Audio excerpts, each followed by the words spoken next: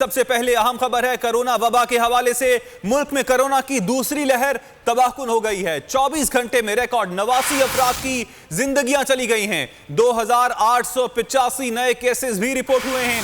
फाल cases 44,000 से ज्यादा हो गए हैं। मुल्क भर में जाँ बहक अफराद की तादाद 8,487 हो गई है। एक रोज में रिकॉर्ड 13,932 मरीज जिंदगी की तरफ लौट भी आए हैं। अब तक 3,70,000 से ज्यादा मरीज वायरस को शिकस्त देने में कामयाब हो चुके हैं। मुआवने खुसूसल कहते हैं कोरोना की दूसरी लहर शिद्दत पकड़ चुकी है।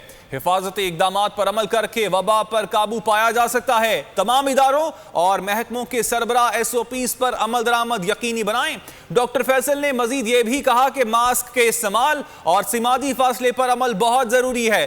कोरोना का फैलाव रोकने के लिए हर शहरी को अपना किरदार अदा करना होगा। अपडेट कर रहे हैं आपको कोरोना वबा के हवाले से।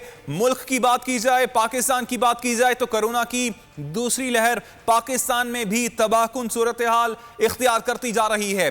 24 घंटों में रिकॉर्ड 89 अफराद अपनी जिंदगी से महरूम हो चुके हैं। 2,885 नए केसेस भी रिपोर्ट हुए हैं और इन नए केसेस के बाद अब फाल केसेस की तादाद 44,000 से तजावुज कर गई है। मुल्क भर में जाँ बहक अफराद की तादाद 8,487 तक जा पहुंची है। एक रोज में रिकॉर्ड 13,932 मरीज जिंदगी की तरफ वापस भी लौट आए हैं और अब तक 3,70,000 से ज्यादा मरीज वायरस को शिकस्त देने में कामयाब भी हो चुके हैं।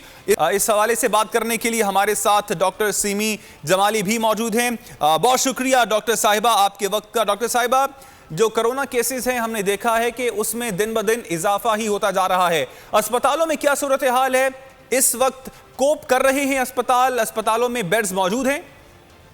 जी, बहुत बहुत शुक्रिया आपका मुझसे बात करने के लिए। सबसे पहले तो मैं आपको ये बताना चाहती हूँ कि गवर्नमेंट लेवल के ऊपर बहुत अच्छा इंतजाम है सिंध हुकूमत का, और इन्होंने जितनी काविशें की हैं, जितना भी उनको सराहा जाए उतना कम है, क्योंकि बहुत सारे कोविड के यूनिट्स इन्होंने क्रिएट कर दिए। जगह जगह कोविड के यूनिट्स हो गए हैं, फ्री ऑफ कॉस्ट सारा कुछ है, और अल्हम्दुलिल्लाह अभी तक हॉस्पिटल्स अच्छी तरह कोप कर रहे हैं। हम एक बड़ा अस्पताल है टर्शरी केयर सेंटर है JPMC, और हमारे पास भी अभी तक भी बेड्स मौजूद हैं हाई केयर के और बेड्स भी, तो इसमें किसी किस्म की कोई कमी नहीं। बिसाइड्स उन्होंने इतने सारे बेड्स क्रिएट कर दिए सारे शहर के अंदर कि इतनी कोई मुश्किल होगी नहीं इंशाल्लाह लोगों को। अच्छा डॉक्टर साहिबा, एक और चीज भी आपसे पूछना चाहूंगा। जो मरीज हैं कोरोना के, उनको किस तरह की दवाइयां दी जा रही हैं? इससे पहले हमने देखा कि पहली लहर में तो हमें मालूम ही नहीं था कि दवाइयां किस तरह की दी जानी है, क्योंकि इस पर भी रिसर्च बाकी थी।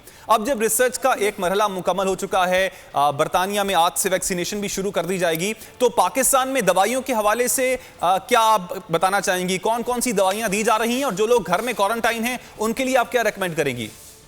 देखिए, जो घर में क्वारंटीन है उनको तो आइसोलेट हो जाना चाहिए लोगों से। अगर एसिम्प्टोमेटिक हैं, अपनी ब्लड ऑक्सीजन लेवल जो है वो छोटी सी एक मशीन आती है, उससे घर में चेक कर सकते हैं। अगर किसी वक्त ऑक्सीजन सैचुरेशन 94, 92 से नीचे चली जाए तो फिर इनको फौरन अस्पताल से रब्ता करना चाहिए, और अपने घर में अगर रख सकते हो तो एक ऑक्सीजन सिलेंडर भी रखना चाहिए, ताकि इमीडिएटली अगर केयर की जरूरत है तो वो हो।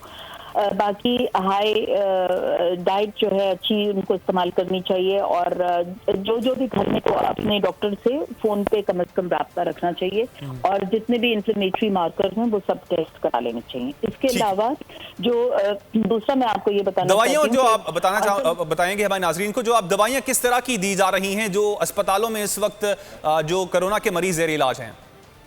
जी, जो अस्पतालों में मरीज आते हैं वो आमतौर पे सीरियस पेशेंट्स होते हैं, तो हमने डिफरेंट कैटेगरीज उनकी कर दी हैं, लाइक मॉडरेटली इल पेशेंट्स और सिवियरली इल पेशेंट्स।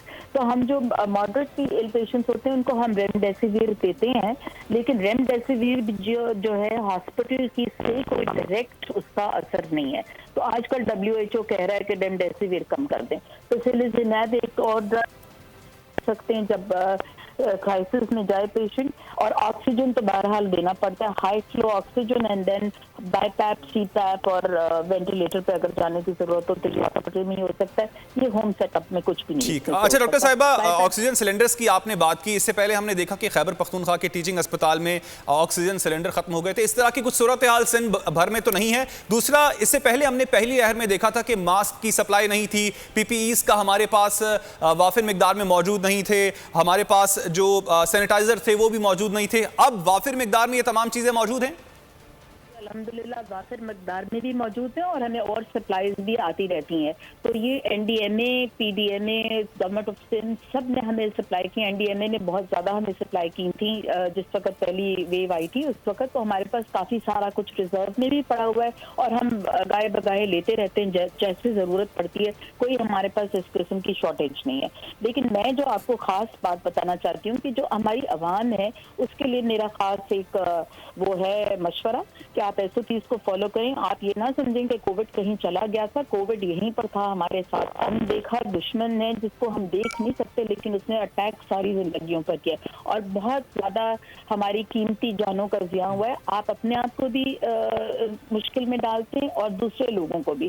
तो मेहरबानी करके जितने भी लोग हैं वो मास्क लगा के जाएं, एक दूसरे से फासला रखें, गैर जरूरी तौर पर घरों से ना निकलें। अच्छा डॉक्टर साहब, एक और चीज लास्ट चीज आपसे पूछना चाहूंगा। जो अभी जो फिगर्स हैं, गुज़श्ता 24 घंटों में 40 अफराद सिंध में अपनी जान की बाजी हार चुके हैं। इस हवाले से बताइएगा, जो मरने के बाद का प्रोसीजर है, SOPs उसमें क्या क्या अभी फॉलो हो रहे हैं? इससे पहले हमने देखा कि नमाज जनाजा में 3, 4 या 5 अफराद शिरकत करते थे और खुद से ही दफनाया जाता था। जो वहाँ पर जो होते थे ईदी वाले होते थे या दूसरी जो रेस्क्यू ज़राए होते थे, रेस्क्यू जो कारकुनान होते थे उनकी जानिब से। तो अब क्या SOPs, इस तरह की SOPs को अभी फॉलो किया जा रहा है? नहीं, वो SOPs चेंज हो गए और उनको मॉडिफाई कर दिया गया है, क्योंकि कोरोना जब एक दफ़ा इंसान मर जाता है तो फिर कोरोना जो है वो बॉडी से ट्रांसमिशन उसका बहुत कम रह जाता है और जब इंसान मर गया तो फिर बॉडी से ट्रांसमिशन ज़्यादा नहीं होता। तो इसलिए फ्लूइड्स वगैरह में से निकल सकता है। SOPs नहलाने की हद तक तो ठीक है कि वो करें, लेकिन जो नमाज जनाजा में लोग शामिल हो जाते हैं। ठीक डॉक्टर साहिबा, आपने वक्त दिया बोल न्यूज़ को, आपका बहुत सब्सक्राइब करें और बेल दबाएं ताकि कोई खबर रह न जाए।